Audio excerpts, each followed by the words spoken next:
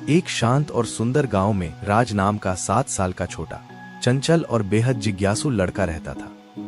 राज को हर चीज के बारे में जानने की बहुत इच्छा थी। एक दिन स्कूल से घर लौटते समय राज की नजर सड़क किनारे पड़े चमकदार छोटे कंकड़ पर पड़ी।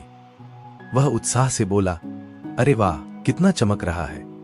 उसने कंकड़ को उठाया और जैसे ही उसके हाथ में आया, कंकड़ से आवाज आई, नमस्ते राज। राज डरकर उछल गया। अरे तुम बोल कैसे रहे हो? कंकड़ मुस्कुराया, मैं कोई साधारण कंकड़ नहीं हूं, मैं बोलने वाला कंकड़ हूं। कंकड़ ने कहा, राज, मैं दिन में केवल 3 सच बता सकता हूं, लेकिन याद रखना, अगर तुम मुझे झूठ बोलोगे तो मैं चमकना बंद कर दूंगा। राज की आंखें चमक उठी। तो मेरे बारे में एक सच बताओ। कंकड़ बोला, पहला सच, तुम बहुत बुद्धिमान हो, लेकिन अक्सर जल्दबाजी कर जाते हो। राज ने हंसकर कहा, यह तो बिल्कुल सही है। कंकड़ ने फिर कहा, दूसरा सच, तुम अपने दोस्तों की मदद करते हो, लेकिन कभी कभी जिद में गलत ही कर बैठते हो। राज ने सिर खुजलाया, हाँ, ये भी सही है।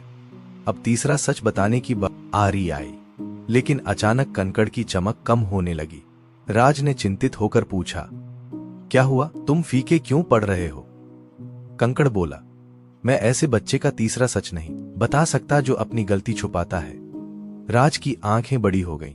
उसे याद आए, आज उसने मां के टिफिन से बिस्कुट चुपके से खा लिए थे और मां को झूठ कहा था, मैंने नहीं खाए। अब कंकड़ लगभग बुझ चुका था।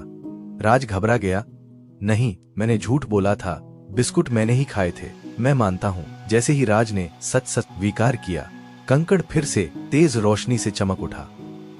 कंकड़ ने मधुर आवाज में कहा, तीसरा सच, सच बोलने से मन हल्का होता है और झूठ हमेशा बोझ बन जाता है।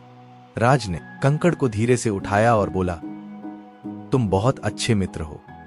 राज घर पहुंचा और मां से बोला, मां, बिस्कुट मैंने ही खाए थे, मुझसे गलती हुई। मां मुस्कुराते हुए बोली, गलती मान लेना बहुत बड़ी बात होती है राज, मुझे तुम पर गर्व है। राज ने मन ही मन कहा, धन्यवाद। बोलने वाले कंकड़। इस कहानी की सीख, सच बोलना कठिन हो सकता है, लेकिन हमेशा सही होता है। गलती स्वीकार करने से इंसान और बेहतर बनता है।